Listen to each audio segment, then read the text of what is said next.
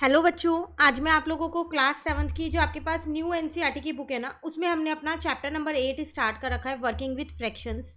तो आज की क्लास में मैं आपको टॉपिक 8.3 कराऊंगी। 8.2 तक के टॉपिक ऑलरेडी चैनल पे अपलोड है, आप वहां से कर सकते हैं। ठीक है, देखिए इसमें कह रहे हैं सम प्रॉब्लम्स इन्वॉल्विंग फ्रैक्शंस। आज हम कुछ एग्जाम्पल्स करने वाले हैं जिसमें हमारे को फ्रैक्शन का कंसेप्ट और अच्छे से समझाया गया है, और हम ये जानेंगे कि क्वेश्चंस में कैसे हम फ्रैक्शंस को सॉल्व करते हैं। ठीक है, देखिए यहाँ पर आपसे एग्जाम्पल 3 में क्या कह रहे हैं, Leena made 5 cup of tea, she use 1/4 litre of milk for this, how much milk is there in each cup of T.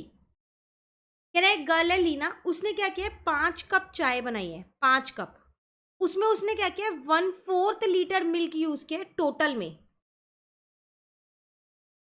ठीक है, तो Leena used 1/4 litre of milk in 5 cup of tea. So in 1 cup of tea, volume of milk should be 1/4 divided by 5। और अगर हम इसे statement की form में यहाँ पर समझें एक बारी, तो आपसे यहाँ पर क्या कह रहे हैं, 5 कप में कितना मिल्क लगा है, 1/4 लीटर लगा है। तो फिर 1 कप में कितना लगेगा वो मुझे बताना है। तो इसको क्या करेंगे, इससे तो मल्टीप्लाई करते हैं और 5 से डिवाइड, तो इसको 5 से डिवाइड कर देंगे। ठीक है, अब डिवाइड का हमने कंसेप्ट लास्ट क्लास में समझा था ना, कि डिवाइड को मल्टीप्लाई कर देते हैं और बाद वाला जो फ्रैक्शन होता है रेसिप्रोकल हो जाता है। तो 5 का रेसिप्रोकल 1/5 हो जाएगा। तो इसका मतलब 1 कप के अंदर 1/20 लीटर मिल्क लग रहा है चाय बनाने के लिए। ठीक है, तो वही चीज़ यहाँ लिखी है, writing this as multiplication we have 5 into milk per cup is equal to 1/4। We perform the division as follow, as per Brahmagupta's method the reciprocal of 5 is 1/5। तो उन्होंने उसका रेसिप्रोकल किया और 1/20 आंसर निकाल दिया। क्लियर, आप डायरेक्ट स्टेटमेंट लिख के ये आंसर निकाल सकते हो, मल्टीप्लिकेशन फैक्ट वगैरह लिखने की ज़रूरत नहीं है। ठीक है ना, चलिए एग्जाम्पल नंबर 4 में क्या कह रहे हैं, some of the oldest examples of working with non unit fractions occur in humanity, oldest geometry text The Shulbasutra। Here is an example from Bodhyana's Shulbasutra। आपको एक एग्जाम्पल दे रखा है यहाँ पर, cover an area of 7 1/2 square unit with square bricks, each of whose side is 1/5 unit। How many such square bricks are needed। देखो exactly जो question है ना, आपके पास एग्जाम्पल है वो यहाँ से शुरू है, वहाँ पर आपको ये बता रखा है कि ज्योमेट्री में से हमने कुछ एग्जाम्पल्स ले रखे हैं जो फ्रैक्शन से रिलेटेड है। ठीक है, ज्योमेट्री के टेक्स्ट में से, तो वो एग्जाम्पल आपको यहाँ दिया है, कह रहे cover an area of 7 1/2 square unit with square brick, each of whose side is 1/5 unit.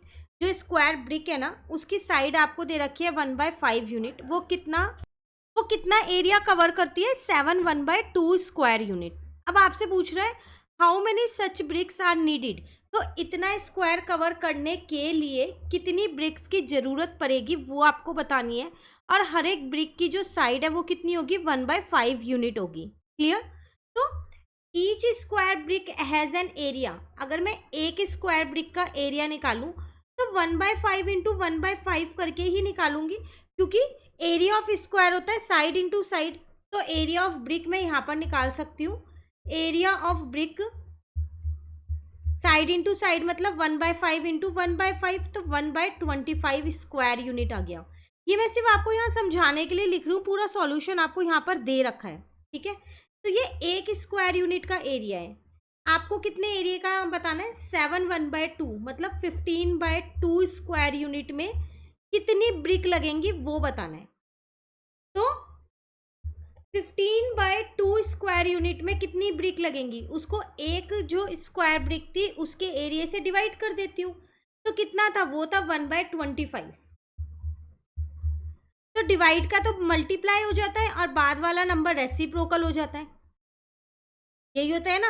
अब हम क्या करेंगे, 15 और 25 को तो हम यहाँ पर इंटू कर देंगे, क्योंकि वो न्यूमरेटर में है दोनों, तो 375 आ जाएगा और डिनोमिनेटर में 2 आ जाएगा।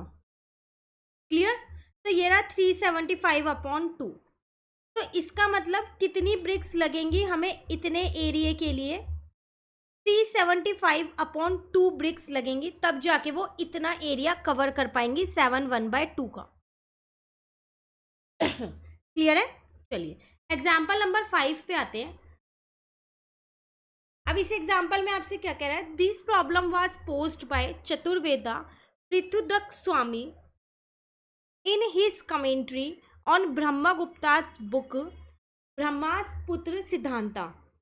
वही आपको ये बुक वगैरह के बारे में बताया गया है। मेन जो क्वेश्चन है वो नीचे यहाँ से शुरू है कि 4 फाउंटेन्स फिल अ क्रिस्टेन। The first fountain can fill the system in a day, the second can fill it in half a day, the third can fill it in quarter of a day, the fourth can fill the cistern in 1/5 of a day. If they all follow together, in how much time will they fill the cistern? देखो यहाँ पर 4 fountain है। जो first वाला fountain है वो क्या करता है, जब फर्स्ट फाउंटेन फिल करता है पूरा फिल करता है, सेकंड वाले में हाफ अ डे में करता है, थर्ड वाले में 1/4 है, फोर्थ वाले में 1/5 है। तो कह रहा है अगर सारे एक साथ काम करें तो वो सिस्टम जो है कितने टाइम में भरेगा वो आपको बताना है। ठीक है, let us solve this problem step by step. In a day the number of times the first fountain will fill the system 1/1, वो पूरा करता है। द सेकेंड फाउंटेन में क्या था, हाफ करता था, तो 1 का हाफ कर दिया। तो अगर मैं इसको यहाँ सॉल्व करूँ तो 1 × 2/1 हो जाएगा ये, क्योंकि ये रेसिप्रोकल हो गया तो आंसर आ गया 2। The third fountain will fill the system 1 × 4/1 हो जाएगा ये। ठीक है, तो आंसर आ जाएगा आपके पास 4। फोर्थ फाउंटेन में क्या था, 1/1/1/5, क्योंकि वो 1/5 कर रहा था, तो 1 × 5/1 हो जाएगा, तो आंसर आ जाएगा 5। The number of times the 4 fountain together will fill the system in a day is, total कितना टाइम लगा उन्हें।